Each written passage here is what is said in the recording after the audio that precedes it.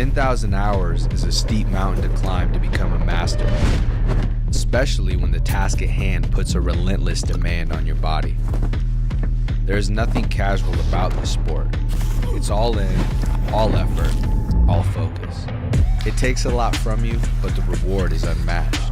Mastery of oneself, an acute understanding of your weaknesses with an explosive sense of your strengths. Being able to complete the climb to mastery requires the proper nutrition. This is why it's important to take in a potent blend of electrolytes that is in tune with your output and brings strength to your goals. This potent blend is only found in salt electrolytes. Salt targets your depleted electrolyte levels with a boost of hydration and health. It gives your body the baseline recovery it needs.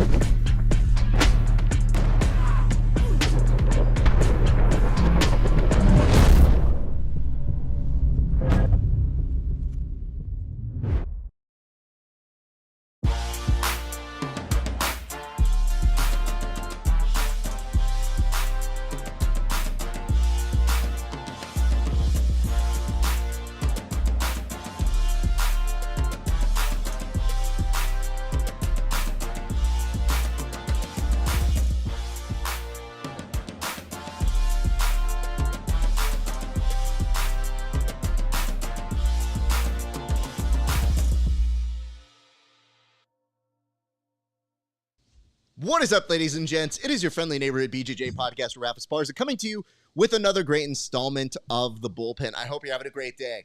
If you are not, prepare your ass. You're about to have a very good day with your pals here. I'm so stoked. I'm excited that you guys are joining us right now. If you have not given us a like, a subscribe, do those things right now because they do help us, believe it or not. They do make a difference. And speaking of making a difference, we need to zoom this back in on baby boy over here. Look at this. This is what happens when you go autofocus. I think I actually turned the camera slightly in the time I pressed go. All right, we'll fix that. Meanwhile, why don't we go ahead and say hello to our good friend, Tim Freeman. Tim, how are you doing, good sir? What up, what up? It's good to chat with you again, fresh off of Fight Pass Invitational 9. It's nice to see that our co-host has finally decided to show up to an actual taping of the show. I should say a live broadcast of the show. I think we got a lot of great stuff to talk about. It's good to be back, gentlemen. Very nice of you to plug our co-host who does return to the show. Welcome back, one handsome Kevin Sherrill. Kevin, how are you doing, sir? Yeah, I like that blurb. I'm doing great. I like your opening as if you're not having a good day, prepare yourself. I like delivering "have a good day" as a threat. That's fantastic. Right? I think anybody here who has ever experienced me knows that it's never just going to be oh, I'd like this. It's a very pointed, I need this done. And if you are not having a good day, I need you to put it at the top of the agenda. We will make sure you will have a good day by the end of the day. So that's all. It's very business-like of me, Kevin. Yeah, I'm a fan. So it's Kevin, it's Gandalf-esque. You know, honestly, I don't know that I am Gandalf-esque as much as I am just old. That might be the one way that I am there. I'm both gray and white Gandalf, one might say. Kevin, you were gone, and we were worried for you here. Do you mind telling the people where you were? So where were you the past week or so? Yeah, most recently, Rio de Janeiro in Brazil. I was out there for BJJ Camp Rio with the LHM guys, and, trying not to die, doing my best, clinging to the side of a mountain, trying not to slide off it. I'm not going to tell you can't hang out with those boys, but they do have me consistently worried about you. Wait, hold on. Let's mark the time and place that the dude who's been around a lot of people who are very assertive in his time refers to me as Raf is pretty assertive for sure. I mean, let's put it this way. When we used to do shows for the military, for the Tonight Show, one, they were the most responsive group we ever had. But number two, I think they had an appreciation for how direct I was, so we got along great when they would come to a free taping, and one of my favorite shows to produce, by the way. Nonetheless, thank you, Egg. Good to see you. Kev, we worry about you. We hope that you're okay. Have you come to us back 100%? Where on the percentage range are you? Oh no, where are you in terms of 60 to 70? 60 to 70%. I'm on like 2 different medications. I'm all beat up. Like everything hurts. Yeah, I'm 60 to 70. I'm in good spirits, but nah, I'm duct taped together right now. We advertise you on the show, and then I got a very clear "I'm not going to make it" text, which, you know, I'm sure on the video broadcast you will see my live reaction to it. But when you're doing a live show and the camera is just firmly on you, you don't get a moment to go, 1 second here. Oh, that's instead, you get the version of me that goes, what do you all right, fine. All right. Anyway, Kevin's not showing up, guys. So I know that you had fans, plural, that wanted to see you yesterday. So they were very sad, but I'm sure they're happy to see that you're alive and that you made it okay. Yeah. Sorry, guys. Benadryl's a hell of a drug. Tim, Raph, I think the way Raph put it was he said, Kevin is deceased for the night. Yeah, he's dead to me personally. No, I did say you were dead to me, but just yesterday. I said he's dead to me today, which is not inaccurate because I go, well, Kevin has died today. He'll be back with us tomorrow, which I feel like if you listen to it, you kind of get what I'm really getting at here. It's not really a riddle you can't solve. Tim, we need to talk about the poster behind you because it has fascinated us. Yeah. So are you a fan? Is this from your sons? Like, where does this Yeah, come explain yourself. Explain. I think it's Naruto. He's got Yes, that goofy headband on.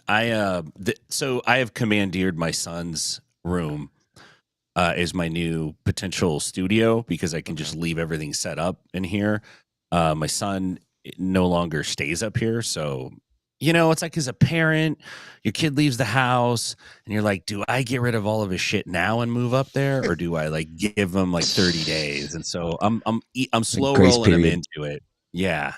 I always tell him, you know, you always have a place to come home to, but you might not always have a bedroom here. So I like that we've really seen the emergence of Tim, the landlord. We get many sides of Tim. You see him, the host, the black belt, he's gonna commentator. His son's gonna come home and he's gonna be like, yeah, you know, by the way, don't touch my stuff. You can sleep up there. I set a sleeping bed on the floor. Don't touch any of the setup. Yeah. So don't fuck with the roadcaster. If you're really looking deep into the mythos of the background, because I had enough time to kind of survey, I think if you're caught up on the poster, you might miss the Mario over to the far right. That's truly, I think, the prized possession of that room. Yeah, that is a nice one. I'm looking at a Deadpool figure and some other anime figures, 2 brothers standing by each other with their hair spiked out. Yeah, there's a lot of trinkets in this room, man. I'm going to have to talk with this guy. So the last question I have about the poster, though, Tim. Yeah. Honest to God, look at that poster right now, okay? All right, how many of those characters can you name? Oh, bro. Just the first Naruto. one. That's the only one I know, dude. Yeah, just the first one. I stopped watching anime at Voltron, dude. Like that's where my anime knowledge ended. Voltron. That's it. Which, by the way, they are making a live action movie, and that's awesome. They got Superman in that, so that'll be very, very good. I'm very excited. I have been waiting for Voltron the movie for about 40 years now. So now I'm finally getting it, and I'm so excited. These children had Power Rangers, which is fine. It is what it is. It is. Yeah. But Voltron was the one that made you believe, like, yo, if we have 4 other friends, we can make Voltron, guys. Like, who's fucking the chest? Who's the arm? Who's the head? How does this all work? And I always wanted to be the lead key, so I Left foot for sure. You were left foot? Unfortunately, Big Hollywood pushed Transformers on us our whole life, and that's a train wreck.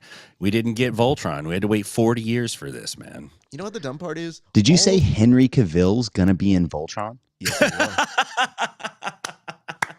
There's no way he's left foot. His handsome defense just came up. No, me and Henry were both lead key. We both say everybody turn keys at the same time. It's a very simple. Yeah. Getting the star-studded cast, left foot of Voltron, Tim's right hand. I'm so good, sorry. man. I've never You're doing been it. more obsessed with just the background poster ever in a show, because it's just like, Tim, name 3 people in there for $100, and you know that he cannot. So, No. Bro, I just love I wish this was how I met Tim, where like the first time I tuned into the show, that's his background. And I'm like, bro, get your life together. You look like a teenager. What are you doing? and I feel bad because Tim's son, if he ever saw any of this, and again, there's no way he would because his dad's on it. But if he ever did, just the look of it of like, Dad, could you not have zoomed in the camera a little bit here? Could you not? Well, Kevin, you're posed in thought. No. What is your thing? Yeah, I'm trying to make sure. I'm looking for the most embarrassing thing behind me. Hold on. But I think I'm good. Hold on. Don't worry. That's why we have a zoom button here. So if we have the camera on Kevin, I think, okay, I see some NFC things. So those are competitions. Yeah, those are Reese's Okay. amateur male kickboxer of the year. What is amateur this fighter of the year, little some shit. samurai thing I'm looking at here? That's really expensive whiskey bottle. Is that real? Okay. Okay. Good Yeah, for it's- you.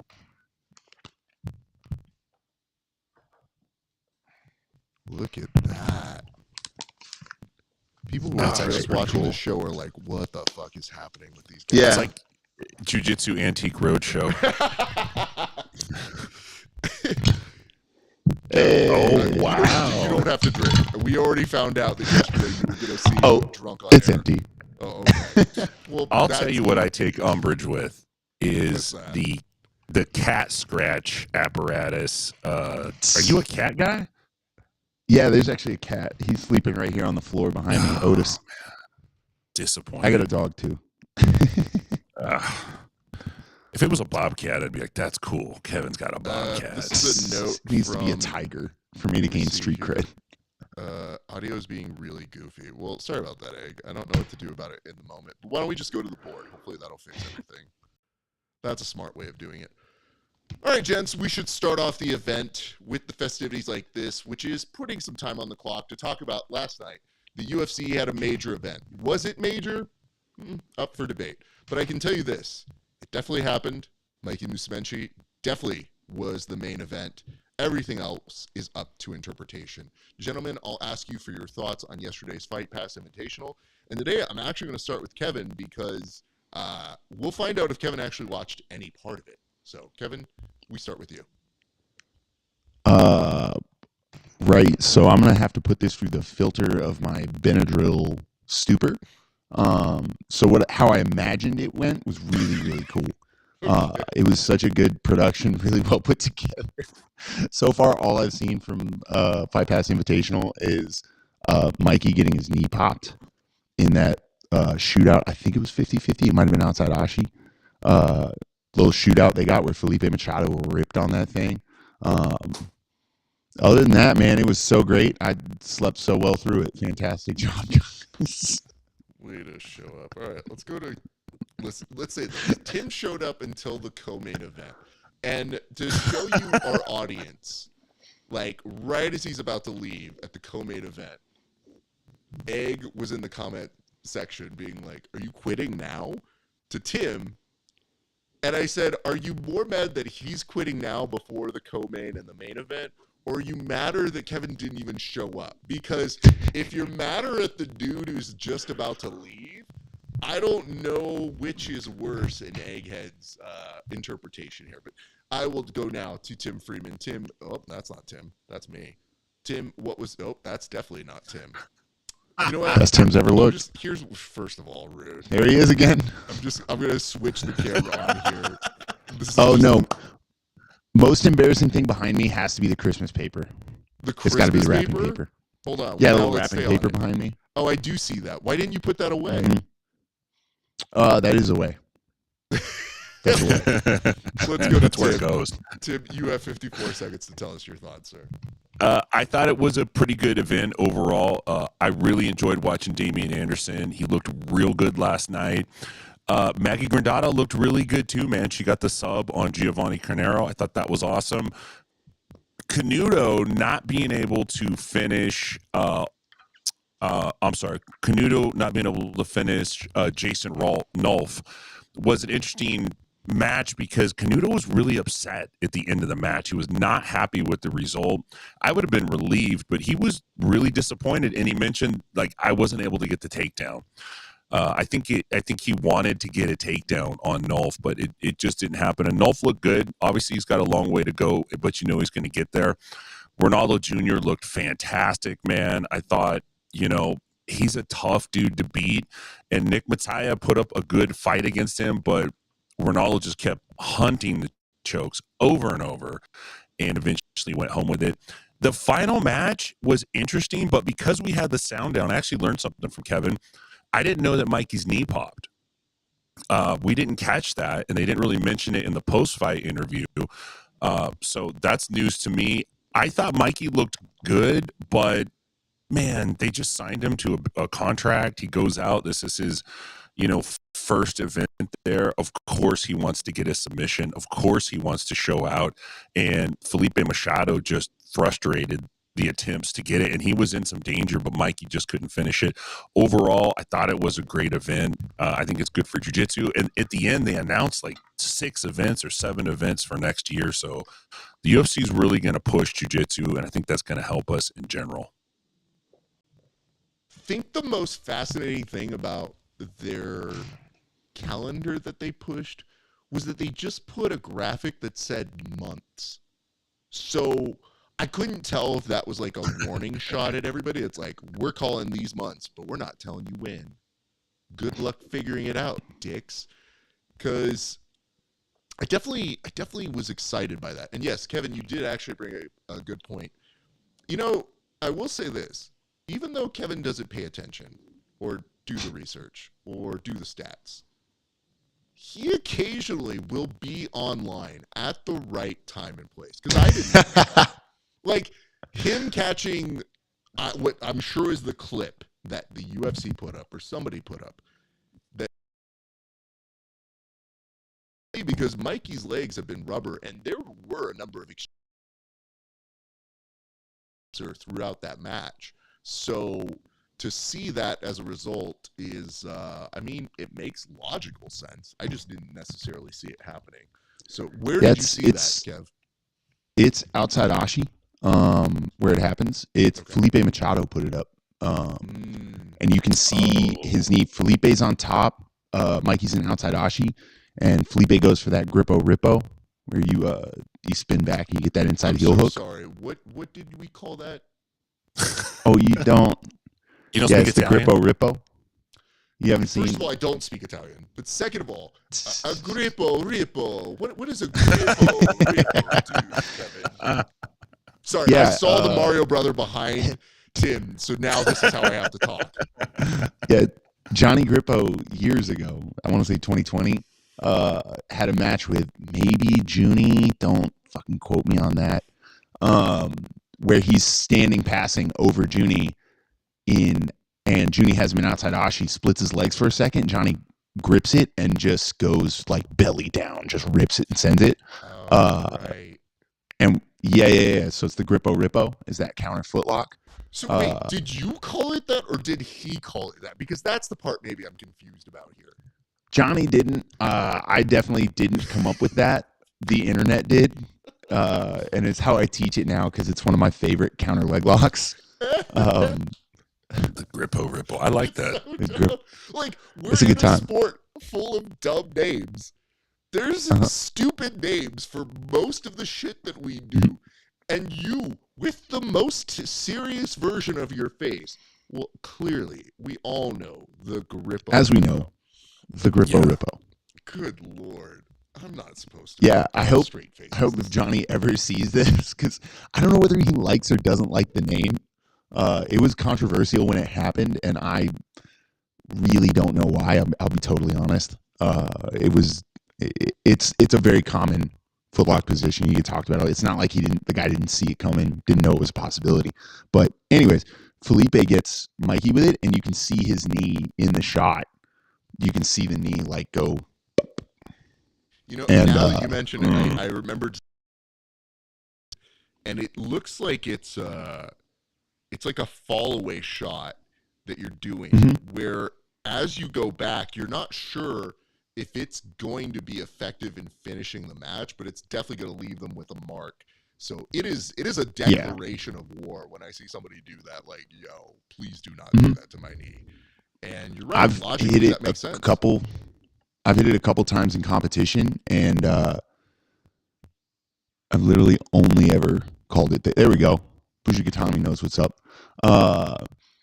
Yeah, I've hit it a couple times in competition, and I'm literally 2 times, and both times I popped the guy's knee with it, and neither time has the guy tapped.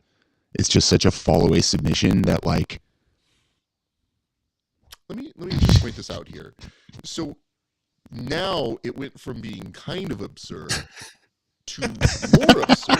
I knew it. I knew you were. Kevin, I've literally only called it the Grippo and Rippo. Grippo and Rippo. Like in out. The N is such a great addition. It's perfect. It's Grippo like, and Rippo. It's been Raph. It's been around long enough that there's derivative names of the name now. Oh God, we've just been lost. I've never heard this name we're terminology. giving it. Everybody has their own version of it. Gotta It's keep an in ear the to the South, we streets. actually call it the grip and rip.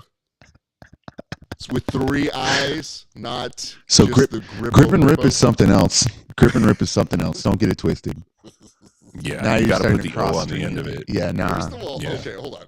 No one has ever on this show ever said I'm with Kevin, so I want you to mark the time and place, because I don't know how many other times this will happen, let alone from our social media guy who's been cutting the clips. So by the way, if you guys have seen more clips go up recently, you can thank Brian Peterson. He has been doing a great job. We appreciate him, except for the fact that he spells Brian the wrong way. With the Y. Oh no, it's the wrong way. Everybody knows that. And I went to guy. write a note for him at Thanksgiving, and I was at a casino, and I literally was like, I have 5 minutes to do this. Thanks, Brian. And he goes, wow, that was really nice. You also didn't spell my name right. And I go, that's fair, especially in a post where I talk about us being OCD enough to double check our posts aggressively. In my defense, I was being told to go hold a machine for my mother-in-law while she was gambling because she wanted to come to that one later. So, fun times here, people. a casino. Found a couple good machines. Yeah. No. She does this thing where she tells me to reserve the machine for her because she doesn't want it now. She wants to go to it in like 5 minutes. So my job is to play defense for her. Yeah, and then naturally. start telling people like, no, you can't be here. And they're like, are you gambling? And I go, no. And then if I am like trying to hold it, I have to like pretend put in money. It's like you're faux gambling. I'm faux gambling. Like I don't want to do any of that shit. But yes, so that's what happens. You can't just pretend like you're doing your walk up ritual. You know how like batters get, 2.5 hours to do their little ritual before they got to step up to the plate. You can't just do your walk up ritual for like 10 minutes. I mean, she has definitely given me instructions. Like she thinks that she has been in more casinos than I have. Maybe now she has. But in the crux of my life, I have been in a lot of casinos and I have underage gambled a lot. And having her explain to me how a casino works is perhaps my favorite pastime. But nothing is better than when she's telling me, like, you need to be right behind this woman so that she knows when she gets up, that chair is yours. And I was like, I don't think you understand how creepy this looks if you're a dude. And there's a woman who's just seeing this brown dude behind her in Illinois, by the way, where there's not a ton of me at the moment. Just like in a hoodie like this, like, you done? You done? Can I follow you somewhere? So I go, no, I'm not going to do that, Sue. I'll wait for her in a respectable amount of time. I feel like that's like tailgating in a casino. I feel like I'd sit longer. Yeah, it's not a parking spot. Kev, You know what I mean? yeah. Where you're going to loiter till they leave. Kev, you are 100% correct. That is exactly what happens. Once they feel you want the machine, that's when they pull out like another $100 and they put it in. Fuck! No! My mother-in-law They needs think you're onto this. something. Yeah, the market has spoken. You've increased the value of that machine. Well, we've learned a lot. Also, Wallow J says, grip and rip, money shot. Damn, Kev's got to teach Raph what stuff means. I don't think Kev really That would be a teach you funny segment, actually. what a money shot is. So I'm glad that's what it is. It's more so, if I ever ask him what something means, it's that I want to understand what his interpretation of it Yeah, what do you think it means? because Yeah. it might not match what the common consensus is. I also don't live in the South, so we have a South reporter here. It's important to have these different perspectives on a show for our audience that comes to us. Yeah, educated and uneducated. Get out of here. All right. Why don't I we go come to our I come from the 49th state in literacy. I got a different perspective. Nothing is better than Kevin being like, Raph, I'm going to educate you today. And me going, let's see how this goes. Gentlemen, why don't we go to our next topic, which is this. Yes. Oh, no, I don't need that one. I just need the countdown on that. Thank you. All right. Who's number one happened on Wednesday? ...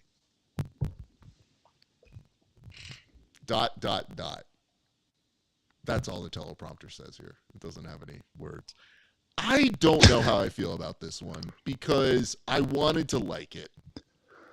And then there were just two dudes forehead wrestling with not a single shot. And I thought to myself, who are these guys? Me? Come on. You can't do that unless you're me. I get to do that because I'm old and ancient and I'm not boring people on a televised broadcast telling people I've got great stand-up. It was rough. And I think I would like to take a moment here to try and acknowledge what, if anything, was good about Who's Number One. And I'll start with you, Tim. Well, I do agree with you, and I think that probably Who's Number One probably belongs behind the paywall, to be honest with you, because it's for people that really want to watch grappling. But there were some good matches. Daniel Sattler had a really good match against Faburi, and he actually picked up the loss on that, but it was a great match. There was a lot of action, a lot of back and forth. Helena Carver looked really good against Bernales. She won a decision, but there was a lot of activity in the match. There was a lot of grappling that was taking place. Outside of that, Felipe Pena looked fantastic against Declan Moody. He got the sub with a guillotine there, and it was pretty tight. Like, it was a pretty quick tap once he locked it in.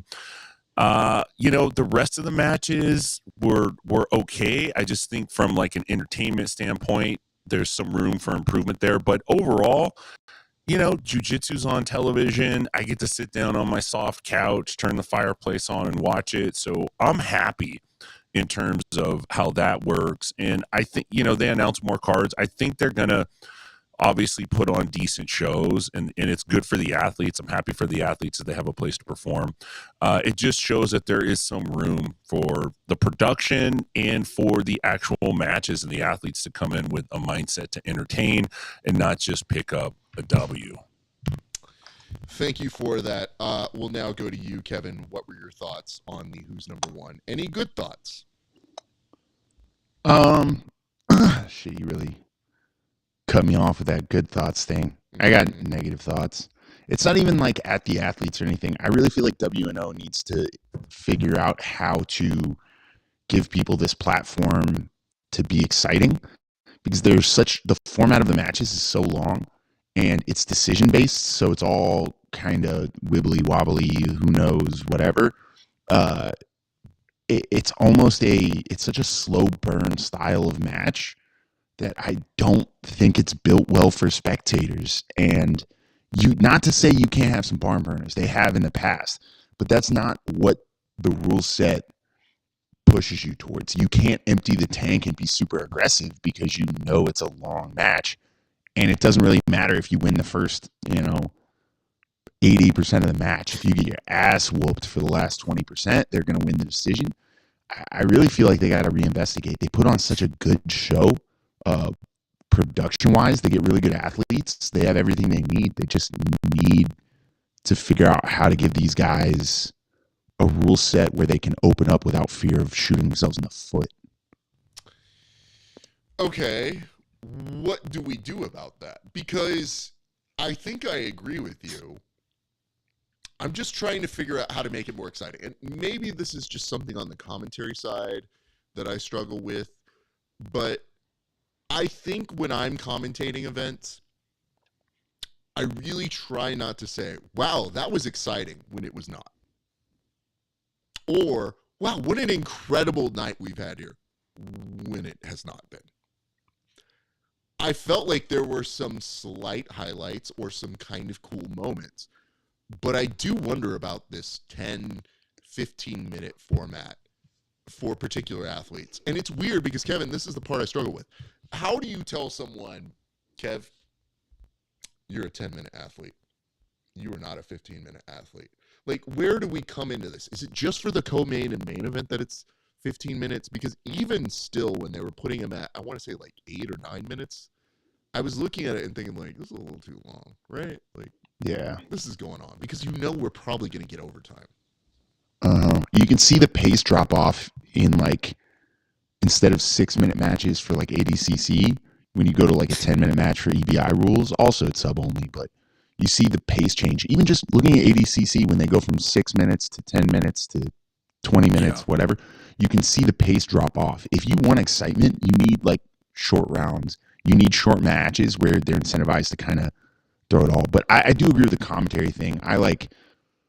There was a very, I cannot remember the match. I just remember the commentary back a few years ago, I want to say 2022, where they were talking about like, oh, this is great wrestling. They're like stalemating because this is great wrestling. And Kendall Rusing was the only commentary person who said, well, no, it's not. Nobody's really taking a risk. And they're like, well, she like called them out about like, there was somebody like tapping a knee.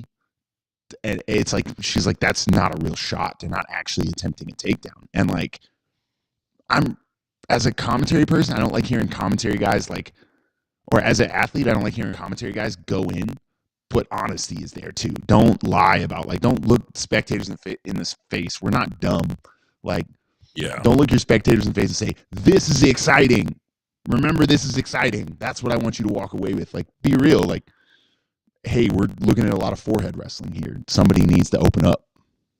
See, maybe a get down rule, man. If you ever hear me on the call, you will know that when I think something is not exciting, but it's getting aggressively not exciting, I will try to build the story a different way, which will be like, he's overcoming so much right now. Wow, look at him overcoming that injury. Yup. Good job, you, sir. So I try to find ways to do it, and I'm amicable to the building and the wanting to keep people excited, but I'm also incredibly hard on those when I see it being a struggle of a match. Yeah, I think it's fair to like point it out to spectators of like, hey guys, like the reason these two are forehead wrestling is because neither of them, maybe one of them has a nasty guillotine and the other one 0% can afford to be on bottom. Yeah. Like, you're in a match where, like, that happens all the time in jiu-jitsu, where it's like you're in a match where the person who ends up on bottom is going to lose. So, like, you're going to see, and both guys are counter-offense wrestlers or whatever, so you're going to see a lot of investment and a slower-paced matchup. So I think explaining to spectators, like, yeah, there's a lot of risk inherent here. When we see somebody open up, it will be a high-stakes endeavor, and that way you can build a little bit of drama and tension. If we're not changing the rule set, I think you have to have commentators that can speak to things like that. You just can't also do it like 9 matches in a row. Just saying, right. It is a tough gig, I will tell you that. But just in terms of my own preference of, wow, that was exciting, I will start counting that now. Why don't we go to our next topic, which is that of Gordon Ryan, who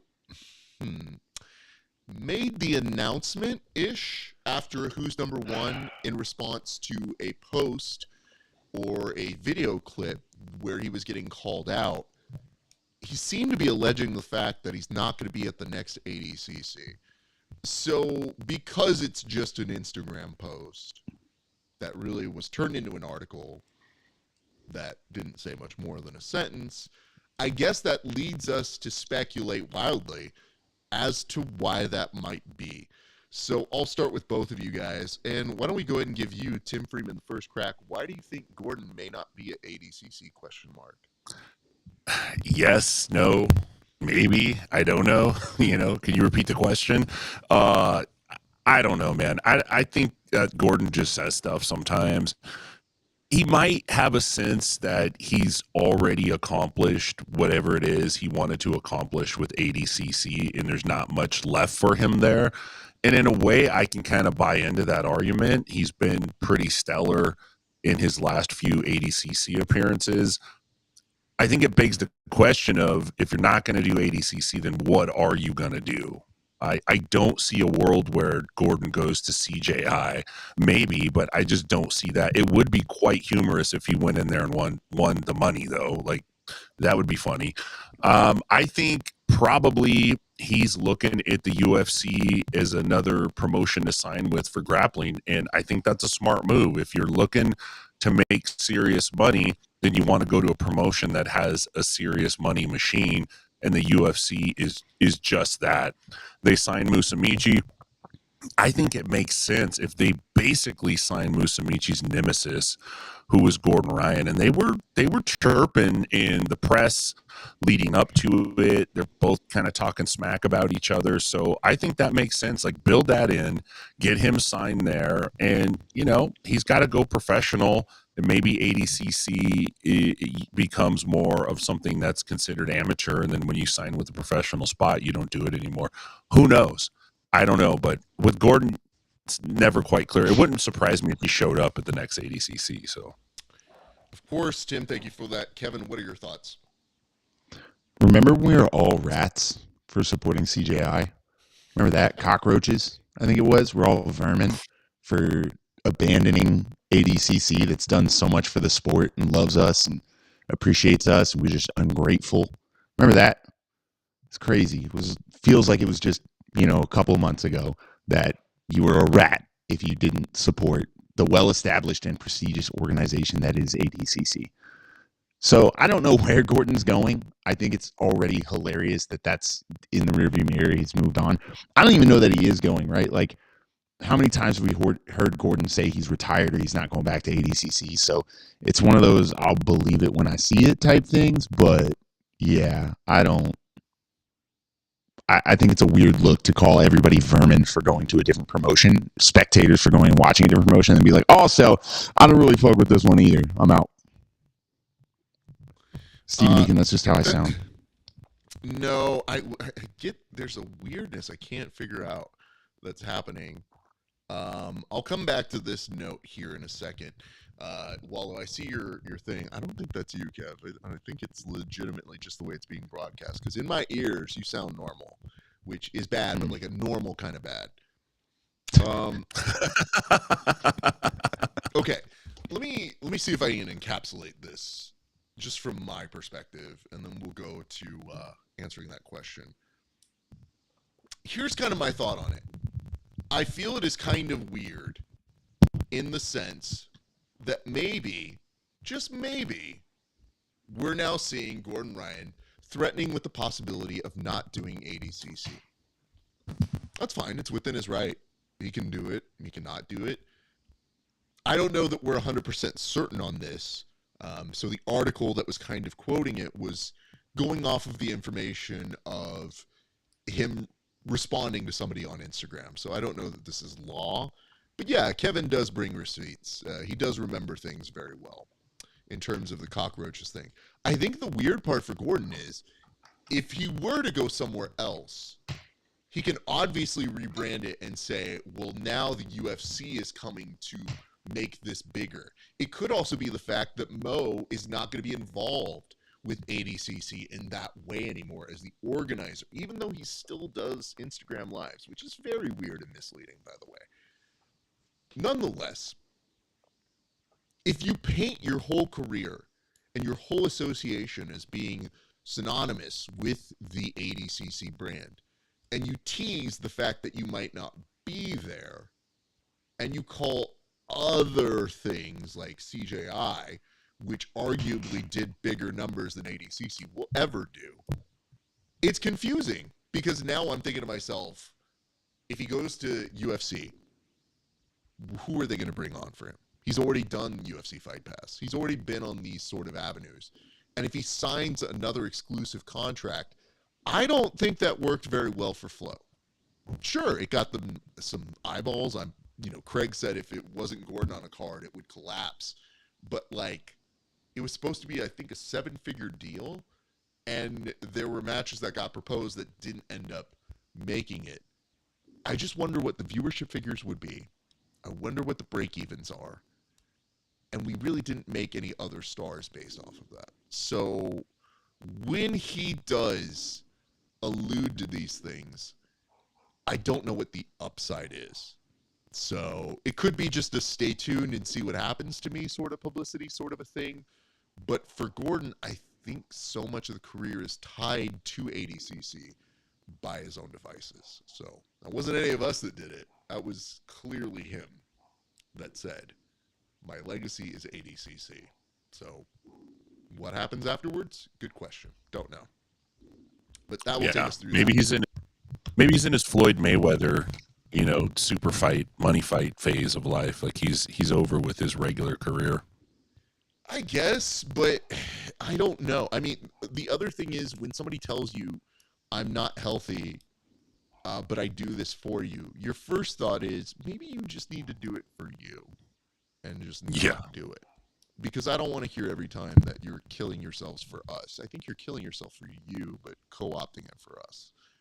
We have people that we could elevate to that star level now, and maybe they won't be at his level. Maybe he could take a page from somebody we're going to talk about in the future, but Marcelo came back after taking time off for his own health issues. It's just, don't tell us those sorts of things. Just go take care of yourself. And as you do it, you can do the commentary gigs, and I guess that's okay. As Tim was saying, I think he got good reviews, even though when I was listening to it, it was okay. It was okay. He definitely was giving you the insight that is very important. You learn what their mentality is, but there is a weird nasalness to his voice that his voice does not match his frame. Teeth grating on my ears. It doesn't sound. He's a cartoon character. So there is that. Gentlemen, I guess we should move to our next topic, which is what exactly do we know about Jiu-Jitsu Overdose? I'm going to start with you, Kevin Sherrill. What do we know about the Jiu-Jitsu Overdose event that is happening for 4 days next week? Yeah, it's got combat jiu-jitsu work. Popping, man. The brackets are loaded. They've also got stand-up going on. If you're going out there, if you got your passport, hop on out there. It's going to be packed. I've seen some of the names coming out of there, and they're fucking massive. Ernesto obviously just got his bid for EBI. So he'll be out there as well as a bunch of other PGF vets. It should be really cool. They're trying to turn it into super jiu-jitsu convention, and seems like it's going to be. It seems like they're actually going to deliver on that. It seems like a great time. Okay, it said the audio just fixed, Kevin, so congratulations. I did nothing to change it. It just was better for them. I don't know why or how, but is what it is. Tim, what are your thoughts? And yes, we're very happy Ernesto got in. Also, shout out Nathan. Yeah, when Eddie first proposed this in the 10th Planet kind of group, I kind of thought, man, only Eddie would devise some kind of wild idea like this. And originally, I think it was 3 events, and then they added the additional combat jiu-jitsu. I think they're calling it Mexico 3. I don't know if that's only going to feature Mexican athletes. I have no idea. But they added a 4th event. It's in Cancun. The way it's being sold is your ticket basically gets you access to your room, and it's all inclusive. Obviously, you got to figure out how you're going to get there. But on top of that, there's some great cards. And for me, I'm looking forward to watching EBI. EBI has a special place in my heart. It's the only promotion that actually made it through the 2010s and into, the present day. And it's still a pretty damn good format. Yeah, there's some guys that game the system, but overall they're pretty entertaining matches. And so I'm really looking forward to that. I like Combat Jiu-Jitsu. I think Medusa's dope. And there's some great names on the card. So overall, I think it's going to be a great win for jiu-jitsu. And on top of the comedy shows and the additional stuff, they're having seminars too. They have Jean-Jacques out. Eddie's going to be out there. They have a bunch of big names that are going to put seminars on while they're out there. So if you're a jiu-jitsu fan, that is definitely a fun way to spend a grappling vacation. Not only do you get to watch it and consume it, but you also get to train and practice, and you're in Cancun. So pretty wild weekend. I hope it's a smashing success. I really do. I think we need more stuff like this. So I'm stoked, man. That's going to be 4 days of jiu-jitsu, which is awesome. As per Egg, Eddie said it was based off his experience at the PGF. So yeah, that makes sense. I think that does make sense. And then the other note I have here is it's the Mexican athlete's way to qualify for the following events, I think. So look at that, you Mexicans. That's how you get on there. Yeah. So hopefully we will see more of you because I do think it is a lucrative. You have to come to Combat Jiu-Jitsu the legal way. Hey, listen, bro. I don't know if you've learned, but that's pretty much the new qualification process to become an American citizen. So, Combat Jiu-Jitsu, trial by combat. You're gonna be like, hey, listen, do you want to come to the United States? Legal process isn't good, but slap your way, you get a one-way ticket. Here's your green card. By the way, you know how polite people would be to immigrants if the only way to get into the U.S. was trial by combat. Yeah. Years ago, one of the best speeches I ever gave that I used to compete with, I will tell you, it was based off of like a show that did Fear Factor, but for a green card. And I think it was Gonna Let Her Green or something to that effect. And like, it was such a ridiculous Fear Factor. You eat entrails. It was very, very dumb. But I did essentially a speech talking about it. And every time I would open my mouth about it, like somebody's jaw would drop and I'd go, it's a real show. Stay with me. I'm not even done. This is a longer speech than you think. Fear Factor for a green card is quite the elevator pitch. And you know what? And it apparently did pretty well in the ratings. But I think it was aired in Mexico, which I think is like an even weirder salt on the wound sort of a thing. So anyway, I'm going to reboot that now because I feel the climate's right for it and I'll make money off of it. So that's for me to make money. Anyway, why don't we go to our next topic here? We wish our friends over at the Jiu-Jitsu Overdose well. It's going to be 4 epic days of competition and super stoked about this. And speaking of which, Tim, you put this on the board and I'm going to have to go to you first on it. But tell us about this UFC 310 update, because there's a few things that I guess have kind of made their way into the news front. Yeah, I was checking out the UFC 310 card. It's their last pay-per-view of the year. And traditionally that's like a major pay-per-view, kind of like a Super Bowl-esque kind of a vibe. I think the UFC pretty much put their nut into Noche, and that was pretty much their marquee event for the year. And at first pass, I'm like, it's a good card. It's not a bad card, but it didn't feel like that prime kind of a card. And I was just reading about how the card was shaken out. And one of the things that I came across that I thought was really interesting is that Cesar Gracie, who is Nick Diaz's coach, let's just say, for lack of a better word, was in the press, and he said that he thinks that Ronda Rousey may have something to do with the spiral or the start of the spiral of Nick Diaz, in that, and I know this to be a fact, Nick never drank alcohol. Yes, he smoked lots of marijuana, and that was pretty much his only only vice at that time, no other drugs. No, I mean, he was a pretty healthy dude in general. And Caesar alludes to the fact that when Rhonda came up to the Central Valley, which she did for a while when she first started fighting, that Nick started hanging out with her and basically kind of started falling down that party path and ended up, in not a great place now. I thought that was interesting.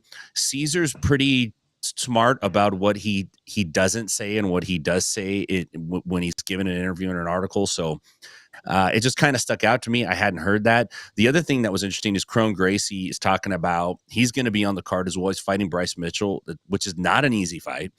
And we've heard this before, but Crone reiterated that some members of his family basically forbid him from striking in his last UFC appearance and wanted him to only grapple, and that he's changing that approach dramatically. He said he looked back at his fights in Japan and he took a more well-rounded approach and was more successful, and that's what we should be expecting to see out of him. I always like watching Crone fight, whether it's jiu-jitsu, MMA, whatever he's doing. I just have an interest in watching him. Obviously, he's super talented in jiu-jitsu. And then our one and only Kevin, his boy Cody Durden, is going to be fighting again against Joshua Van. And I was a little miffed because Cody is the underdog in this fight. And I don't know why. I think Cody is super duper hard to finish. And, Joshua Van doesn't have a big name right now, and it doesn't really make sense. So if you're looking to gamble, you might be able to make some money on that. And then lastly, sorry to eat up all the time, but Clay Guida is going to have his 60th MMA fight tomorrow night. And I think, at a certain point, Dana should retire him. And after he wins his fight, they should just bring a wheelchair out, put him in it, wheel him out, and just tell him, like, dude, you're retired. You're no longer the UFC carpenter. You can be a real carpenter, but you can't be a carpenter in here anymore. I'm looking forward to seeing Clay fight, but it just struck me like, damn, this is going to be his 60th fight. That is a ridiculous amount of miles to put on your body. This guy is like the station wagon of UFC fighters. He can just keep going and going. So good event. That's what I got, Raph. Thank you for that. An extensive look at it all. I mean, Kevin, do you have any response to that in terms of Cody? Because I felt like that was such a wild circumstance. We saw him the last time. Now to see him back out there and to be that big of an underdog. What are your thoughts? Yeah. Joshua Van called Cody out in the aftermath of his last win. He said, I want to fight that Cody guy. And Cody said, bet. If you know anything about Cody, he's pretty much always game. Originally, I was going to go out there and corner with him, but I spent like 5 days in Atlanta for the last month. So I didn't really get to be much of a part of his camp. Oh, shit, you can see my cat running around. So I didn't get to be much like as part of very involved in his camp. So he's got a really good corner instead. Wade Powers, shout out to Wade. He's one of the best coaches in MMA, and he gets overlooked. But yeah, he's going out there, and I don't know why he's an underdog at all. I feel like Cody has way more ways to win than Van does. Van's a very dangerous boxer. But other than that, it's not like Cody can't box. He just like had that fight a second ago where he boxed is another dangerous boxer. Like, this is nothing new. I don't know. But yeah, if you're looking to make some money, I'd say put the money on the underdog, Cody Durden. Be nice for him to pick up another, extend the win streak, and start calling some people out. Thank you for that. Gentlemen, we're going to move to one of our last major topics before we get to the fight, which is a pretty simple one here. It's Marcelo. Guess what, guys? They gave him a match, and it's not one that we should hate. In fact, I kind of like this match, especially when you consider the other alternates that could have been. It does look like Marcelo has a game opponent, and for this one, I'm going to ask you, Kevin, do you know who his opponent is? Yeah, it's Imanari. Yeah, that's going to be awesome. I really like that matchup. We were really concerned that they were going to feed one of the greatest of all time to somebody, a la Tyson and Jake Paul, and I really liked that they didn't. They grabbed two guys who are legends in the sport, and we're going to get to see how some very different styles match up against each other in some old guy jiu-jitsu. to perfectly respectful old guy jiu-jitsu. See him get out there. I'm really pumped for that. Imanari's terrifying. Marcelo Garcia is one of the greatest of all time. It's fantastic. Did you just call that respectable old guy jiu-jitsu? Respectfully, Yeah, I wanted to be clear to like old guy jiu-jitsu normally sounds like I'm like mocking them, Sure. but Yeah. no, it's like they're just two old greats that are gonna go at it. It reminds me of like Tyson versus Jones. Roy Jones. Yeah. That exhibition where we got to see like a clash of styles that would have been incredible to see in their primes, but it just never really worked out. And you still got to see how those styles run up against each other, with like the exception of Snoop Dogg hollering from the commentary booth. If you turned off the audio, it was a phenomenal exhibition of two really skilled guys, and I think we're going to see a lot of that here. Thank you for that. Tim, do you have any response to Marcelo the GOAT returning and this matchup? Do you have any way that you particularly see it going down? Yeah, Marcelo hasn't competed since 2011, which is a long time in the grappling game. And he dealt with cancer. He had twins. He's had a lot of things in his life that have taken a higher priority than being a competitor. We know that Marcelo, man, if the right flavor of Marcelo shows up, he's unbeatable. He's one of the greatest, especially Nogi. I think that this fight's going to be much more competitive and probably more entertaining because of that than, say, Tyson and Roy Jones. And here's why. When Tyson and Jones fought, which I love that fight, that was a great fight, they were both like well past their fighting days. I know Roy Jones has fought for a long time. I feel like Marcelo and Imanari they could still wreck most of the guys in the room. And the nice thing about grappling is that we don't have to worry about them pulling punches. There's not going to be any kind of consideration like, well, Tyson couldn't actually hit Roy Jones in the face. They had like a little gentleman's agreement. We're not going to see anything like that. These guys are going to get after it. I heard word is that Marcelo's wrecking people in the gym, and we hear that a lot, but that's easy for me to believe because you could go to MarceloGarciaJiu-Jitsu.com and you could subscribe and you could watch him wrecking people. Like there's a who's who of athletes that have been in that gym, and you see Marcelo make guys just look like they're new to jiu-jitsu, and that's no cap on them. But man, Marcelo's great, so I'm stoked to see it. I think it's a great fight for Marcelo, and I hope that he continues to do this. I know they're calling it like the legends matchup, which is pretty cool, but Marcelo's the guy we need in jiu-jitsu. And I don't think he wants to be that guy. I think he wants to be just a regular, quiet dude. He's the guy we need. I know we're pushing Mikey and I know we're pushing Gordon, but Marcelo's the one. He's the one that we need right now. So I'm stoked to see him back. I mean, Marcelo is a much easier person to get behind. Let's just put it that way. Like, yeah, it's an inspiring story. And even without the cancer, he was somebody who encapsulated an entire generation worth of people wanting to get involved in jiu-jitsu. And it's why it's so funny to watch Gordon dance around the like, well, Marcelo did this, I did this conversation, because he grew up with that too. It's just when you become your own advocate and you're trying to put yourself over the other legends, you're like, well, them, but also me, but more me. And you go, nah, dude, you grew up in a similar era of us all respecting this guy. So for him to come back, everybody wants eyeballs on this, and it doesn't feel as disadvantageous as a Paul and a Mike Tyson. They found a good matchup here. I think we can rally behind this one, so I would like to support this one if possible. So we shall see how it plays up in the near future. Gentlemen, we are now getting to the point where we watch a fight. Tim, I'm going to ask you before I put this up here, what do I need to know about this fight, sir? Well, this is not a long one, but it's a good one. There's a real nice ending that I really enjoyed. And if you watch this and you were just going to size these guys up by sight, like, okay, do I want to fight this guy or that guy? You would probably pick a shirtless dude and you'd be like, I don't want to fight that dude. He looks rough. He looks dangerous. He looks weird. The guy with glasses looks like he just takes Adderall basically. But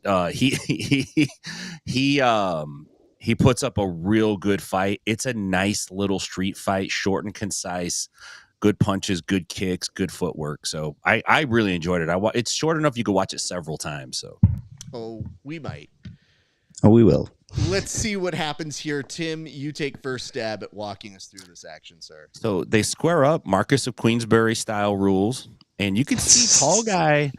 He's measuring distance. He starts getting some head movement in, dodges off that kick, and then he starts throwing hands and a nice spinning back kick against the car. Right here, shirtless guy's like, I don't want anymore. And here's my favorite part. I'm not going to kick you. Ah, fuck it. I am going to kick you.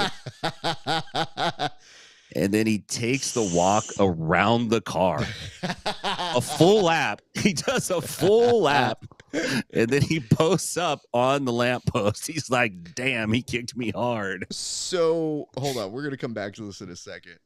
Kevin, you get the next stab at it, but I would like to point out this is a special kind of fight because, as you mentioned, the profiling is one thing. You kind of get a sense what's going to happen after the first or second hit, but the payoff is exquisite on this one. Like, in terms of just how someone can get hit, up on the topper tier of this. Kevin, would you like to take your stab at it now, sir? Yeah, I love this man's style. Let me take a stab at this little blend of, finesse and absolute spaz. I love it. Straight. Oh man, he does have that old school pugilist style, elbows out. He's ready to bang. Our shirtless guy. Oh man, here comes the flurry. Straight shots. Man, this is Wonderboy Thompson. This is Wonderboy Thompson for sure. Yeah, it is. God, the flurries, the wall work. He squares his feet up. I love that he loses track of him for a second, and you're right. He lines up and he goes, nah, we're good. The shirtless guy is calling for a referee that doesn't exist. He throws his hands up like he's playing paintball to say, I'm out. Stop shooting. And he just gives him one for the road. Oh, I love it. It's miraculous. Let me just do my little interpretation here as we go. Okay, before we start, all right, the stance should be clue number one, right? Anytime somebody is lunged on one knee forward with both hands up like they're Bobby Hill from King of the Hill, and they're not screaming, "You don't know me, that's not my purse," that sort of stuff. That's kind of the stuff that maybe should give you some pause. But speaking of giving you some pause, tall, slender man here, who actually looks like the writing partner, Stephen Merchant of one Ricky Gervais, if you guys know him. So that dude is pretty calm and collected here. Shirtless dude is maybe now figuring in, my reach isn't going to do much for me here. Stephen Merchant's coming in, and guess what? He is loading up that leg, which should give you your first indication. Can I just tell you guys this? I'll return back to this footage. But if you ever have somebody kick you in a fight, take a moment to figure out your life. Most people are not going to kick you in a street fight. And if they do, perhaps they might know what they're doing. So if you ever get in a street fight and that guy starts lining up and doing the bounce, this guy didn't do it. But I've seen videos where the dude starts doing the little Thai bounce or the karate bounce, whatever you want to call it. That dude either has no fucking clue what he's doing or every idea what he's doing. And you got to ask yourself whether you're ready to gamble, son. You ready to? Yeah. Because when I saw him load up here and I go, oh, okay, well, at the very least, he knows where to shift the leg. He doesn't connect with this full force here, but you get the sense he's been working on his kicks, and really this is his opportunity. Like, this is the right time and opportunity meetup. So now when he's switching stances, and all of a sudden you've got Jean-Claude Van Damme showing up here. Dude, nobody invited you to the cookout today, but yet, whoop, wham. Boom. Okay. And even I'm showing this clip to everybody at the bar. I want to point this out to you guys. So when he doesn't even get the worst of it here. He just kind of gets brushed back. The posture he has on this is the recognition of, I fucked up. Like that body language here is like, oh no, this is going to go way worse before it gets any better. And these are not wonderfully great shots, but they get the job done. This is the ow, ow, ow. I don't want to. But this is the stuff of spiked dreams, my friend. This is a great picture. What is right with the human instinct to turn your back while you're getting fucked up? I don't know. What is with that? It's just He looks We like all he's in we a- all we all do it. It's such a bad idea. This looks like a He's like, a "Oh, I'm poor getting fucked up." poster for So- Kick a Nazi Sorry. video game. I guess the weird part of this to me is you got one dude who looks like Tim described, and the dude who's gonna cause the pain here, looking like he's about to do a power walk competition. But oh no, he's not power walking.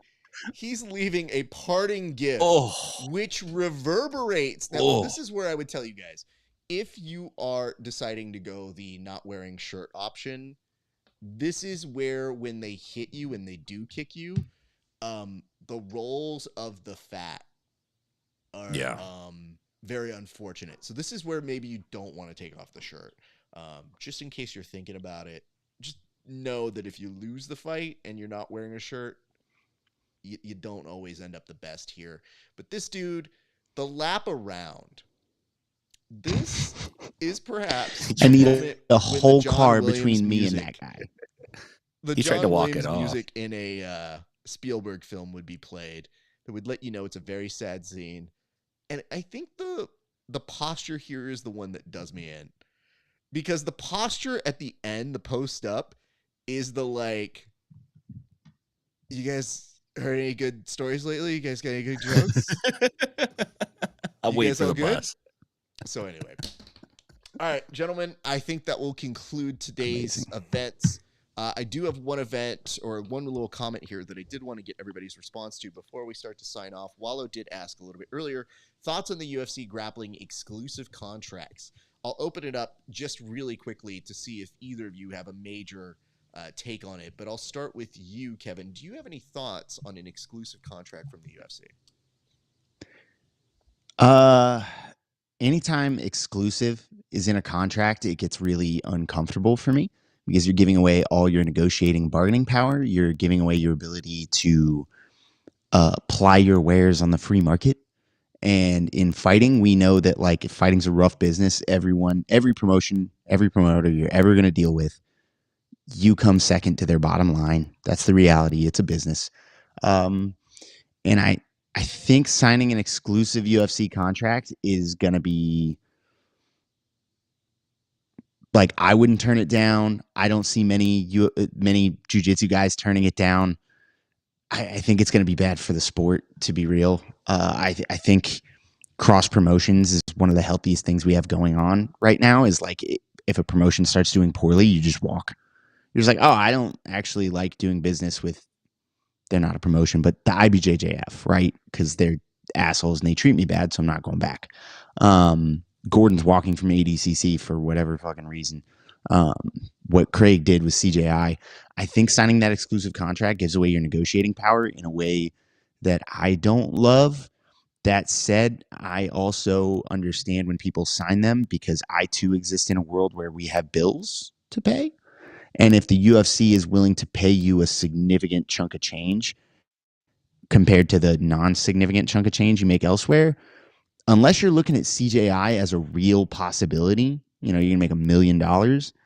Unless there's a CJI clause in that contract, I think most people are going to say yes. I think it's bad for us, but fighters always do shit that's bad for us. Tim, your thoughts? I think it's yes, man. I think, and I agree. I understand what you're saying about negotiation power, but at the same time, most of these guys are freaking broke. They don't have steady income. They make terrible decisions with their money and with their life. And if someone throws a contract in front of them and says, we'll give you 3 fights for this much money, for most of these guys, it's probably a great idea. And if they're good enough that they feel like, man, I really want to go put my wares on the free market and see what's up, then I would say they're winning. That's a good problem to have for many of these dudes. I don't know how it impacts the sport overall. And it's been a sticking point since Metamoris and Halleck Gracie and all that stuff. But from an organization standpoint, it makes sense that they want to lock these guys in. They don't want them showing up somewhere else. They want them to be able to fight when they want them to fight. So I get that. I think for now, it's kind of cool that someone's even offering a contract for these dudes to fight. A bird in the hand is better than two in the bush most of the time for these guys. I brought the bush back, guys, most of the time for these guys. So I'm for it. I say do it. Put your name on that contract and fucking make some money. Here's my response. What's on the contract? Maybe it's not bad. Maybe the money is better than you're going to find at other places. But it did give me a little bit of pause for Craig to say anybody who's doing 2 to show, 5 to sub did give me a little bit of, that's not the contract, right? Like, you're just joking. Yeah. That's just a theoretical. Yeah. But if you're not Mikey, that could be the contract. So I guess Could be. it is a big question mark that we will find. But the weird part about it is, and this gets to the crux of the question, I don't think we're going to know what people are making. I think people are going to be very afraid. They're going to be very tight-lipped because that has been the way it has worked in the UFC. And when those figures start coming out, you'll get people who ultimately defend it and people who are like, yo, I don't make any money. And you'll start trying to do a little bit of the math on the inside. I would say this. I think by and large, as a professional sport, it is good when you can see professionals make some money. But we already saw how many events that UFC Fight Pass is going to have. Are you going to be on all 6 of those events in 2025? Do you make money once or twice? Do you appear on the reality show? How much do you get paid to appear on the reality show? If you don't get picked up, are you still bound to that contract? How long is that exit clause? Those are the things that I would want to know. Because if you were in a grappling contract and it said you had a non-compete clause for 6 months or 90 days or whatever it might be to a grappler, that's 1/4 of your year. And that's 1/4 of your year. We're assuming you're healthy. Imagine what happens if something unforeseen happens and you're unhealthy and you can't take a match after those 90 days. Maybe you're only competing once or twice that year. And that is your biggest way of making money. So I think read the contracts. Have a lawyer friend with you at this point.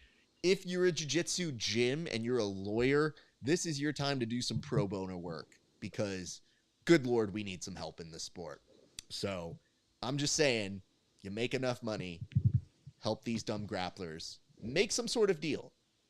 Make a deal with the grapplers and that they'll up your heel hook game or something to that effect, and you'll help them read contracts that you know they can't read. And don't assume they can, because they probably cannot. Nonetheless, gentlemen, I think that's going to do it for us here today. I'd love to give you the opportunities to brand your stuff. Kevin, where can the people find you, sir? Yeah, at Kevin Grapples on Instagram or American Top Team Lima if you want to come and train and hang out and spar and do all that fun stuff, or Superfly in Atlanta. Beautiful. Thank you very much for that. Tim, where can the people find you, sir? The people can find me on all the social media platforms, Inside BJJ, also InsideBJJ.com. If you're in Nashville, come see me at 10th Planet Nashville. And if you're out in the 209, stop by my other school, 10th Planet Stockton. It's great to be back, fellas. Great show. Hope you guys have a fantastic weekend. Likewise, I thank you, gentlemen. I'm going to close this up. I will talk to you guys in a bit, but thanks you guys so much for watching. It has been a great day for grappling. I appreciate you guys. We will see you back very soon. Do me a solid, like, comment, and subscribe if you have not done that already. What are you waiting for? We're at the end of the show. I told you we're going to have a better day. You do, because you watched it. I know that now. And check out for new interviews coming up from the Grappling Hour. And go check me out on Patreon, patreon.com/grappling hour. $5 a month. That's it. Give me some more people. Then for $10, you can see extra bonus content not available anywhere else. But for right now, guys, on behalf of all of us here at the Bullpen, my name is RAF ESPARZA. It's been a great day for grappling. We'll see you back on the mats.